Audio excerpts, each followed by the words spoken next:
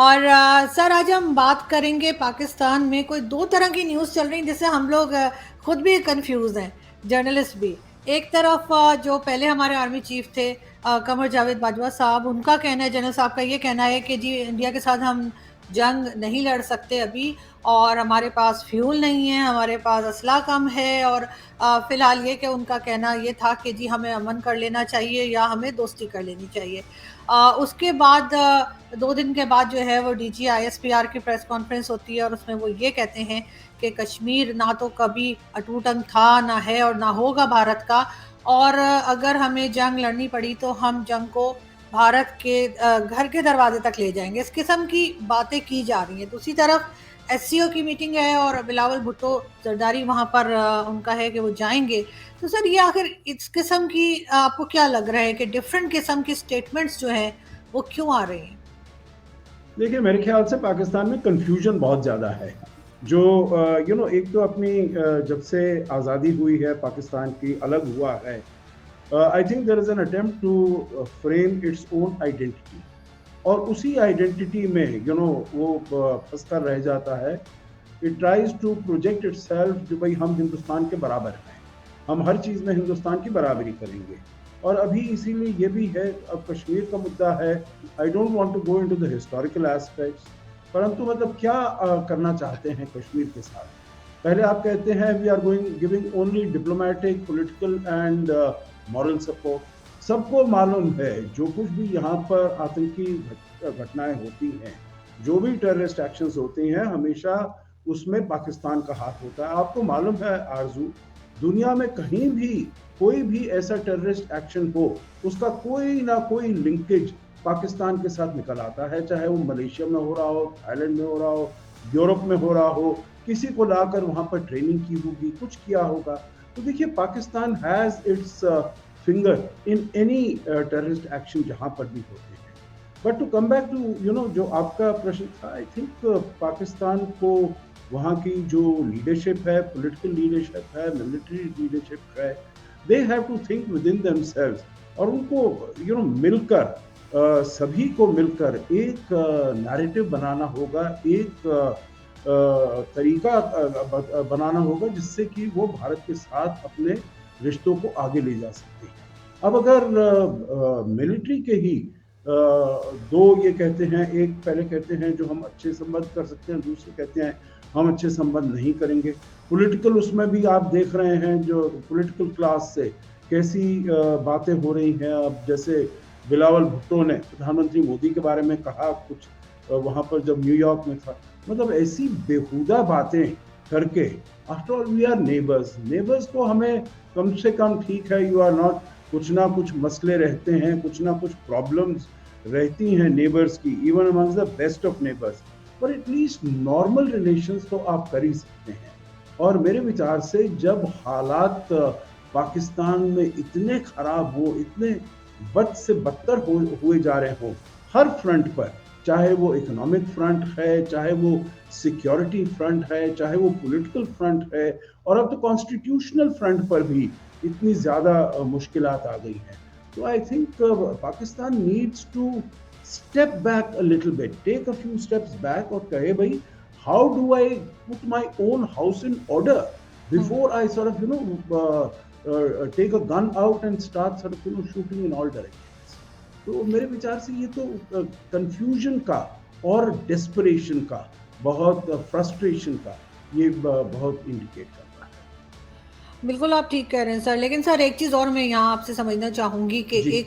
एक न्यूज़ ये भी चल रही है पाकिस्तान में कि जो जैश के लोग हैं वो केपीके में एक बार फिर एक्टिव हुए हुए नज़र आ रहे हैं, और दिखाई दे रहा है कि वो लोग जो हैं वो वहाँ पे उनके ग्रुप जो हैं वो घूम रहे हैं और ओपनली नज़र आ रहे हैं लोगों को। और उसके लिए ये भी कहा जा रहा है कि अमेरिका जो है वो बहुत ज़्यादा भारत से खुश नहीं है, क्योंकि जिस तरह से भारत की करेंसी जो है वो अब 20 कंट्रीज़ में चल सकेगी, और उस लिहाज से उनको अपने डॉलर की भी फ़िक्र पड़ गई है। इसके साथ-साथ इंडिपेंडेंट फ़ॉरेन पॉलिसी लेकर जिस तरह से भारत आगे बढ़ रहा है, और रशियन ऑयल के टाइम पर भी जिस तरह से आप लोगों ने एक फ़ैसला लिया वो अमेरिका को कुछ सूट नहीं कर रहा है, भारत का इस तरीके से आगे जाना, ऐसा मतलब लोगों का मानना है। इस वजह से अब ये एक बार फिर आपको याद होगा 1990 से लेकर 2008 तक ये जैश के लोग बहुत ज़्यादा एक्टिव थे, और उसके बाद जो है इनको कंट्रोल किया गया था 2008 के बाद मेरे ख्याल, तो if I am not wrong. तो अब उनको एक बार फिर एक्टिव देखा गया है, और कहा यही जा रहा है कि शायद एक बार फिर जो है वो अमेरिका जो है वो पाकिस्तान की मदद से शायद कुछ थोड़ा बहुत गड़बड़ हो कश्मीर साइड पर भी, और आसाम में कहा जा रहा है। इसके अलावा जो खालिस्तान की एक चलती है मूवमेंट, एक तहरीक जो आपके यहाँ चलती है, वो भी शायद ज़्यादा कुछ टाइम के बाद दोबारा से वो लोग जो हैं शोर मचाते हुए नज़र आए।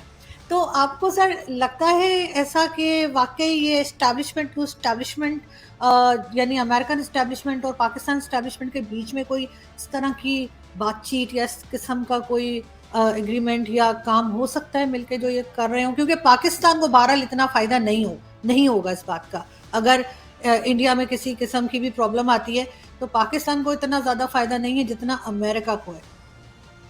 देखिए, 2-3 चीज़ें आपने बहुत ही इंटरेस्टिंग रोचक ये बातें बताई हैं। 2-3 चीज़ मैं आपको बताऊँगा। एक तो आपने कहा जो भाई भारत की जो करेंसी है 2-4 देशों में, 5, 8, 18 देशों में वो चल रही है। देखिए, India is not a very significant global trader, international trader. हमारी कितनी है, ट्रेड कितनी होती है? और ज़्यादा जो हमारी ट्रेड है वो या यूएस से होगी, US is our biggest trading partner, या फिर चीन के साथ है, तो चीन के साथ हमारा रुपये चलेगा नहीं।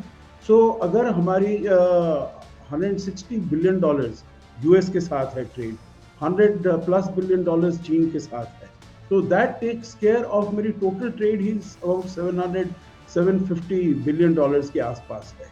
तो ये जो अगर 2-4 छोटे मलेशिया में हो गया, 2-4-5-6 बिलियन उधर हो गया, उससे अमेरिका के डॉलर को कोई फर्क नहीं पड़ने वाला है। अगर अमेरिका के डॉलर को फर्क पड़ेगा तो वो पड़ेगा जो पेट्रोल जो सऊदी अरेबिया और चीन के बीच में जो अग्रीमेंट हुई है, और ये जो पेट्रोल का जो प्राइसेस है वो कॉस्ट है, वो उसको रिनमिनबी में देगा, युआन में देगा, एंड नॉट इन डॉलर्स। या फिर चीन अगर और देशों के साथ अपने संबंध करता है, समझौते बढ़ाता है, China is the biggest trader in the world, तो वो अगर डॉलर करेंसी नहीं परंतु रेनमिनबी में वो करना ट्रेड करता है, तो उससे बहुत ज़्यादा असर पड़ेगा अमेरिकन करेंसी के ऊपर और अमेरिकन इन्फ्लुएंस के ऊपर जो उसकी करेंसी से आता है।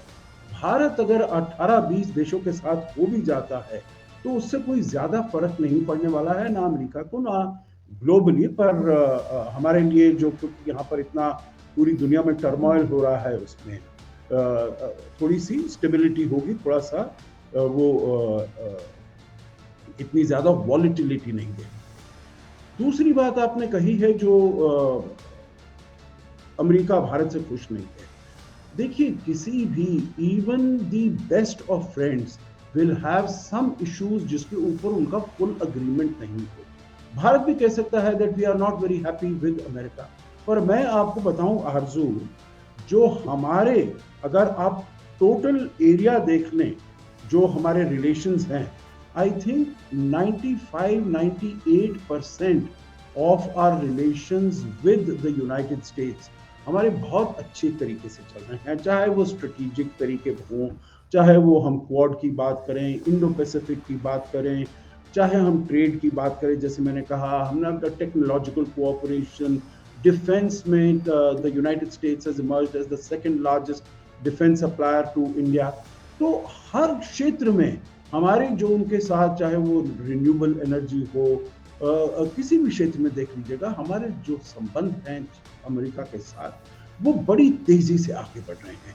और ये थोड़ी सी चीजें होंगी जो कि we are not on the same page, so but I think as far as America is concerned, as far as Europe is concerned, the West is concerned, they have accepted, they have maybe grudgingly, maybe not fully willingly, but they have grudgingly accepted जो हमने reasoning दी है, जो हमने आरजू rational दिया है, that why is it essential for India to continue to buy defense equipment from Russia, क्योंकि हमारे ये हेरिटेज रिलेशनशिप है और हमारा अभी भी जो डिफेंस इक्विपमेंट है ज़्यादा सोवियत ओरिजिन का है, रशियन ओरिजिन का है और उसके लिए हमको जो चाहिए स्पेयर पार्ट चाहिए वहाँ से आते हैं। और दूसरा जो आपने तेल की बात कही, तेल भी हमारे लिए एक्चुअली भारत जो तेल लेता है रूस से, उससे वेस्ट को भी फायदा होता है। मैं आपको बताता हूँ कैसे।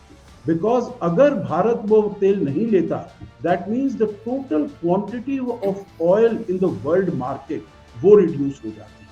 अब यहाँ पर भारत तेल लेता है, उसको रिफाइन करते हैं हम and we supply it to the western countries, तो उनकी अपनी रिक्वायरमेंट भी ये मीट हो रही है।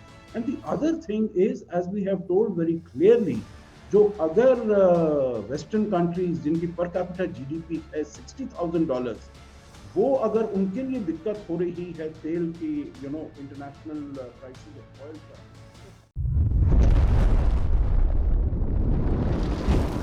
एकलव्य न्यूज इंडिया, अंतर्राष्ट्रीय खबरों का मंच।